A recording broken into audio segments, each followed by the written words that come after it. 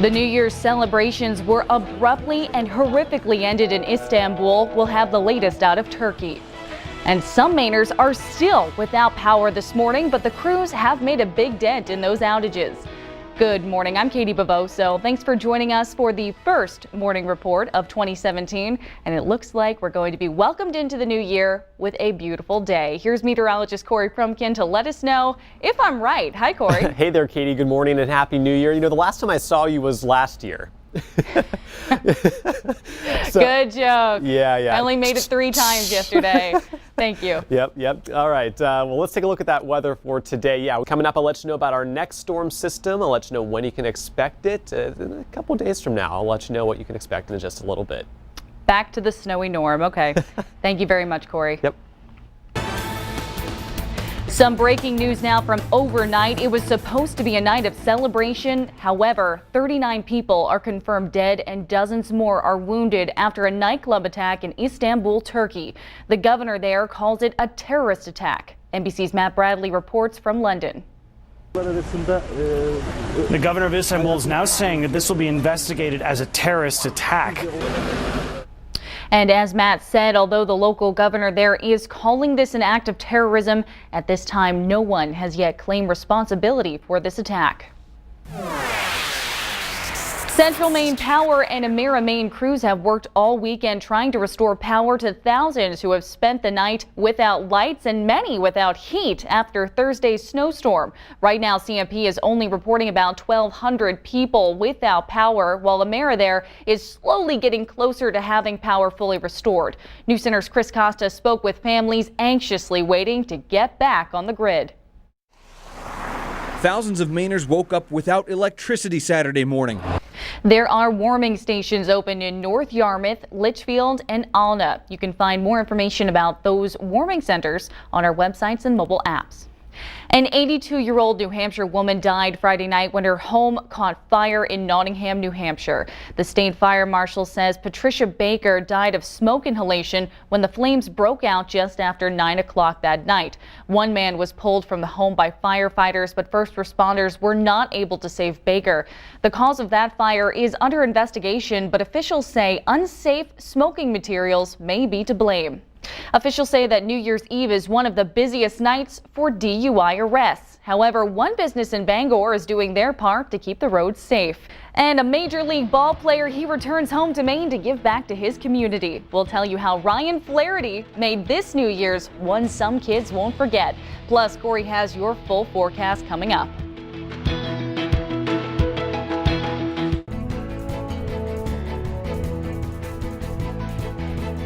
Well, I think that's that's your read, Corey. I was going to read your weather report. Oh, no, that's all right. This is how I get excited because we're about to talk about what happened last night. Or maybe you're not as excited like I was. I wasn't. Upset. Well, I was in bed last night. I set my alarm to 11:45. I woke up. I missed Mariah Carey's performance. I don't know if any of you, if you've seen it, feel free to chat with me on Facebook or Twitter. Tweet Katie. us, yeah. It was really hard to watch. Yeah, really hard to watch. I didn't stay up through midnight. So happy 2017, everyone! This is my celebration. But you were talking about it on Facebook, so I watched it this morning. I covered my eyes. It was so awkward. Yeah. So I mean, it's all over YouTube. If you want to go ahead and watch it, I'll leave your opinions and everything up to you. But yeah, let us know how you feel. Is it safe to say I was a little disappointed? Is that okay to say that? That's okay to say. Yeah. But you know what? You get your diva on and you go do the weather. Okay. Let's do it then. All right. Put up that graphic for me, please. Thank you. All right. Here we go. And Friday, but maybe just a few more clouds, but temperatures also back into the 20s. Okay. So yeah, this looks a lot like weather reports we've seen over the last few weeks where we just have that mix all through the weeks. Yeah. All through the weeks. I'm waiting for... Wake up, Katie. Oh, my goodness. New year, new me. What can I say? Thank you. Thank you so much, Corey. Yep, you're welcome. Great job. Well, one thing you don't think about during this time of year is baseball. Some possible future baseball stars got a chance to play with a pro from Maine yesterday during a youth clinic at the University of Southern Maine in their Gorham campus. Ryan Flaherty, he plays for the Baltimore Orioles. Ryan Flaherty will head to Florida in about 2 weeks' time to start preparing for the 2017 MLB season with the Orioles. Until then, he says he's enjoying the snow here in Maine. A new year, the same old fish. Big old fish, that is. Coming up, Mike Albert presents the first catches of 2017.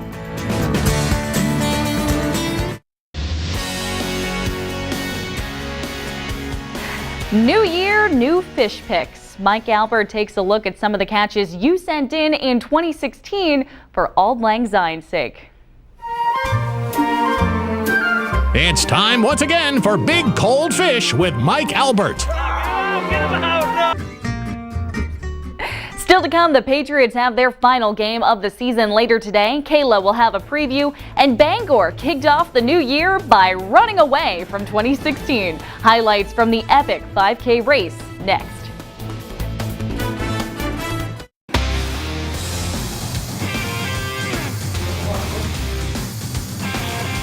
Welcome back at 6:22. It's a New Year's Eve tradition. The city of Bangor said farewell to 2016 with the epic 5K finale race. More than 150 runners took off from Epic Sports around 9 o'clock yesterday morning. The race is in its 11th year and kicks off the city's downtown countdown. Despite the cold temperatures and icy roads, runners say this, or technically last year's race, was the best one yet. I think it brings everyone together, especially with the way things have gone in the world lately. It's been kind of rough, and I think the running community is so strong and so committed, and they're all so friendly, and everybody just encourages people, and it's just a great way to send out 2016. And now here's Kayla with your sports report. Good morning, everyone, and Happy New Year.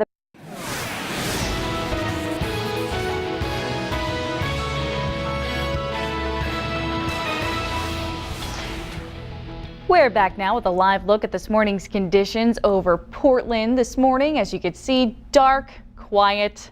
I don't know how many people are still out celebrating, but I'm sure there's a couple all-nighters out there. To find out what it's going to look like when the sun does come up, here's meteorologist Corey Frumpkin. Hi, Corey. Hey there, Katie. Well, yeah, the sun will be coming up here pretty brightly, I would say, over the next couple of hours. How much longer that sunshine sticks around, and I'm also looking at some more wet weather for Tuesday. I'll let you know what you can expect in just a little bit. Katie? All right, Corey, we'll be waiting.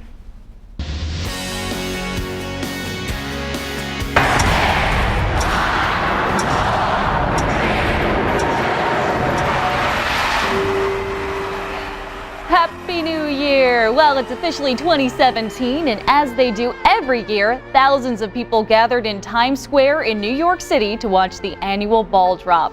President-elect Donald Trump, he even tweeted for everyone to have a happy New Year's as well. In other parts of the country, people celebrated in their own ways. In Atlanta, people gathered to watch an 800-pound peach make its descent to usher in the new year. In Indianapolis, thousands of spectators gathered to watch an IndyCar drop to shouts and cheers. And in Green Bay, Wisconsin, those hoping for good luck in the new year watched as Father Time and the Lucky Llama made their way across the Main Street Bridge. If you thought your New Year's tradition was weird, you have no idea. Back here in Maine, though, while most children are asleep, presumably before midnight, there were many places open for the kids to celebrate the new year. Some gathered to watch the balloons drop at the Children's Museum and Theater of Maine in Portland.